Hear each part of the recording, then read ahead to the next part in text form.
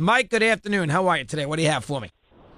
Hey, Chris, I'm good. I enjoyed the Verlander interview at the top and just had correct me if I'm wrong. Didn't you have a little dust-up with Justin earlier? Sure, I went on high heat, and I said the Yankees are the team to beat in the American League, and Verlander didn't like that. He did not mention it by name, but he mentioned the idea that we were looking maybe for just a little publicity, and I had fun with it on the air saying, what do I care about social hits or social media? I did not bring it up today. I just didn't think it was, it was 2 months ago. It was on TV, not radio. I didn't want to start it. I've never interviewed him before. I figured that was not the way to start. Make a long story short.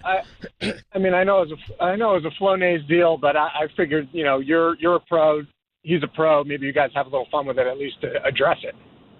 That's fair, Mike. It didn't do that. I wasn't sure how that would be responded, so I laid low with it. So what are you going to do? Okay. I mean, that was a decision that I made in that spot, and so we didn't go in that direction. Mike in Connecticut, he's on Mad Dog Unleashed. He's next. Mike, good afternoon. How are you today? Good, Doggy. How are you? All right, Mike, thank you. What's on your mind now? Go ahead. About a year and a half ago, I was diagnosed with ALS, Lou Gehrig's disease. And, the months going up to my diagnosis, I had no idea what was going on.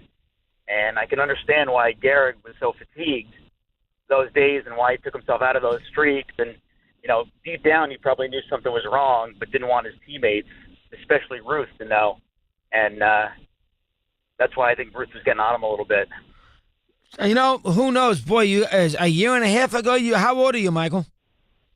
I'm 46. Have you done all the? What is the stance right now? I know they've found medicine to make you more comfortable. I mean, how are you doing on a day-to-day basis? Believe it or not, I'm one of the lucky ones. If you have this disease, I have what they call slow progression Lou Gehrig's disease. I'm actually still working. I have, my breathing and my walking and talking is okay. My issue is my arms. Very weak. To the point of have a hard time. My wife has to actually help me get dressed, brushing my teeth, using a knife and a fork some days. Those are the things that really knock me out. Wow. But, you stay positive. There is some medication called Radicava that's new. You have to be pre-approved for it, and it's not for everybody. I am on the what they call waiting list for it. And honestly, they don't even know if it's something that's going to work for everybody. Well, we're going to hope and keep our fingers crossed for you, Michael. We continue.